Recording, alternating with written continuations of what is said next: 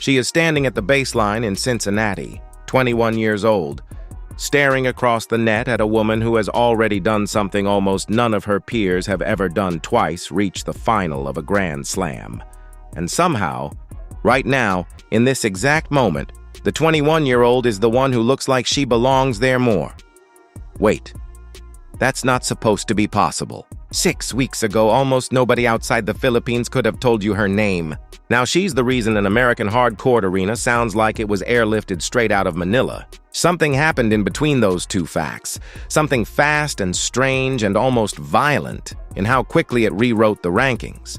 And if you don't understand what happened in those 6 weeks, you will not understand why what's about to happen on this court might be the biggest upset of the entire tennis season. So let's rewind, because the ending only makes sense once you've seen the beginning. And the beginning starts with a name that traveled from a tennis academy in Spain to the top 20 of the world faster than it had any right to. Her name is Alexandra Eala, Filipino, left-handed, 21 years old, and until this summer, a name tennis insiders whispered about as promising a word that usually means not yet. She trained at the Rafa Nadal Academy. She won junior Grand Slam titles. She did all the things a future star is supposed to do on paper. But paper doesn't win matches. And for years, that's exactly where her story seemed destined to stay, a good story, a nice story, but not yet a dangerous one. Then August 3rd happened. At the DC Open, Eala walked into a final against Jessica Pegula, the world number 3, a proven battle-tested killer at the top of the sport, and she didn't just compete with her. She beat her. Right there. In that single match, she became the first Filipino player in history to crack the world's top 20. Read that again. First ever. An entire nation's tennis history compressed into one afternoon. And if that were the end of the story, it would already be remarkable. It wasn't the end. It was barely the opening scene. Because 2 weeks later, she was in Toronto, and something even stranger started happening in the crowd. Filipino and Filipino-American fans didn't just show up to watch her. They took the building. They filled it with flags and chants until commentators started calling the arena Barangay Toronto, a nickname born out of nowhere that stuck instantly because it was simply true. She made the 4th round there before finally losing to Belinda Bencic, and even in defeat, something had shifted. This wasn't a promising junior chasing a ranking anymore. This was a phenomenon that had started dragging an entire fan base across an ocean, arena by arena, city by city. And now that fan base has landed in Cincinnati, which is where the story stops being simple. Because waiting for her in the 3rd round is Amanda Anisimova. And if you think this is just underdog versus favorite, stop right there, because that is not what this is. Anisimova's story is its own kind of earthquake, and it's the part almost nobody talks about when they preview this match. She was 17 years old when she walked into the French Open and beat Simona Halep, a former world number 1, to reach a Grand Slam semifinal. 17. The tennis world crowned her instantly. And then in 2023, at the height of what should have been her ascension, she disappeared. Not injured. Not suspended. She stepped away from the sport entirely to protect her own mental health, walking off the tour at a moment when walking away looked to outsiders like career suicide. Nobody knew if she'd come back. Nobody knew if there'd be anything left to come back to. She came back. And what she did next is the part that should stop you in your tracks. In 2025, Anisimova didn't just return to competitive tennis, she detonated back into it. She won 2 WTA 1000 titles. She reached the Wimbledon final. She reached the US Open final.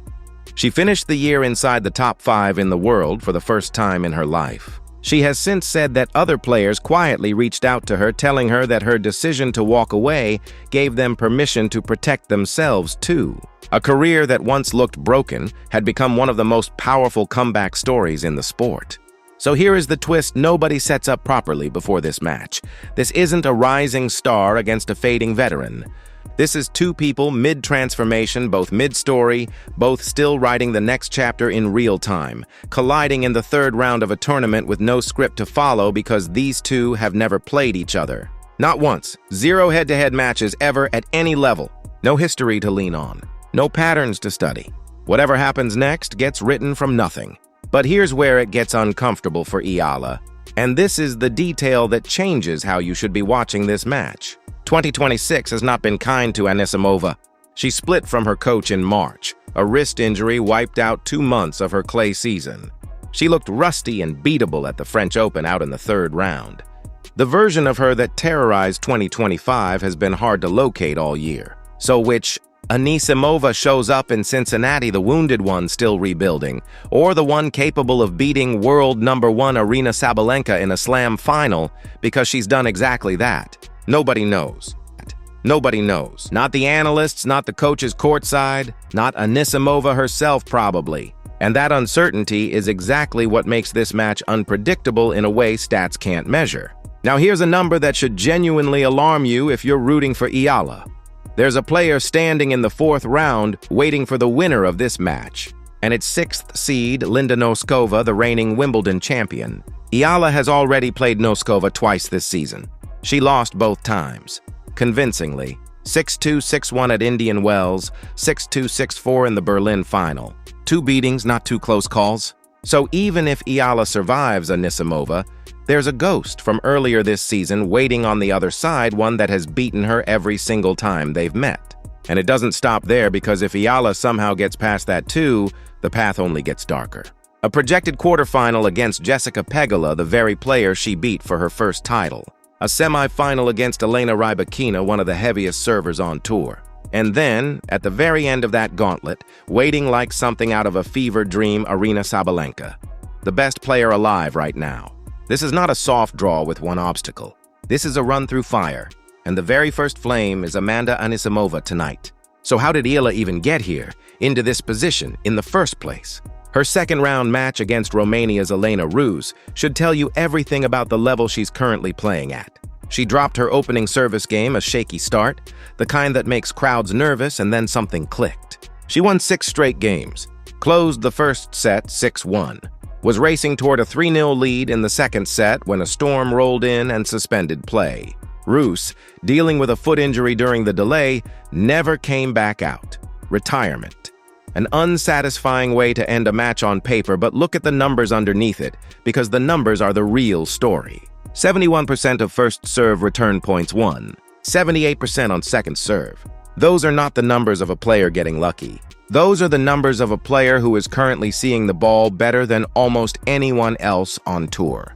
And across the draw, Anisimova handled her own 2nd-round opponent, Zeynep Sönmez, in 2 clean sets, flattening out her ground strokes, taking time away before her opponent could find rhythm, the composed, dangerous version of herself, at least for one match. Which version shows up next is the entire question. Here's something else worth sitting with before the first ball is struck. The left hand. Eala is a lefty, and that matters more than casual fans realize. A left-handed serve out wide in the ad court creates spin and angles that most players simply never train against, because most players are right-handed and most practice partners are too. Anisimova hasn't faced many elite lefties this season. That's not a small thing.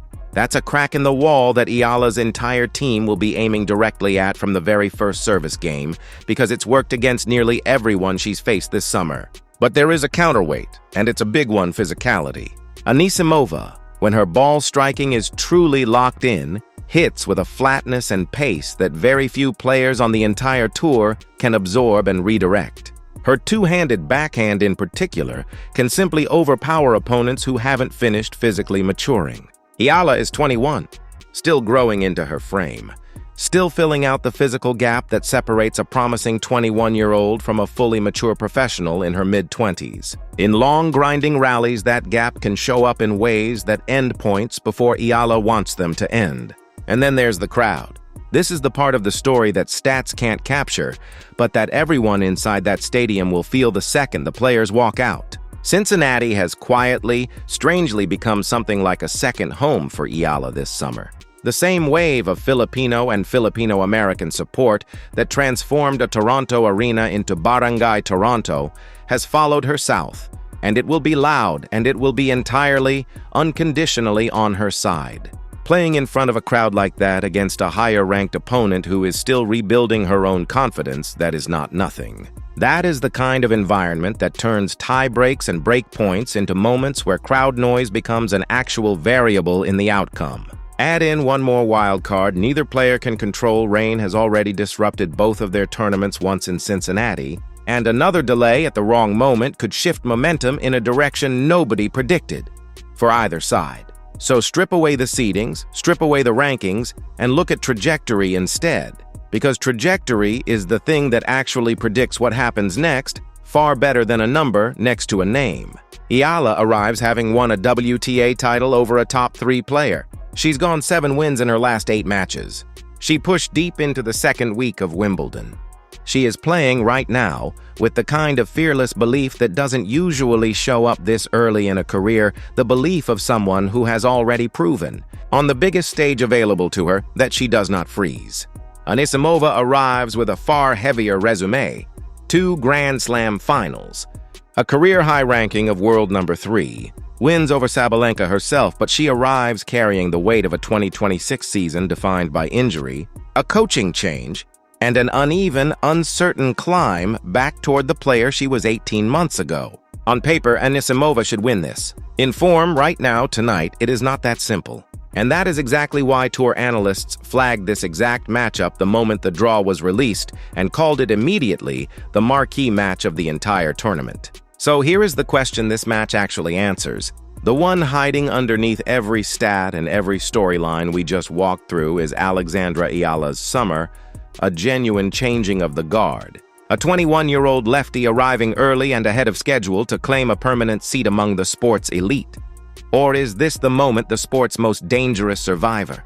A woman who once walked away from tennis entirely and clawed her way back to 2 Grand Slam finals. Reminds everyone why comebacks are the most dangerous story in sports. There is no head-to-head to consult. There is no history to lean on.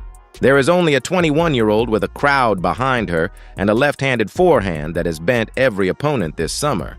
Standing across the net from a former world number 3 who has already beaten the best player alive under the brightest possible lights in a match that neither player can afford to lose casually. Because everything after this Noskova, Pegula, Rybakina, Sabalenka is only reachable through whichever one of them survives tonight. The rankings say one thing, the form says another. And in about 2 hours, on a hard court in Mason, Ohio, in front of a crowd that sounds like it teleported in from the other side of the world, we finally find out which version of the story was actually true all along. It was actually true all along.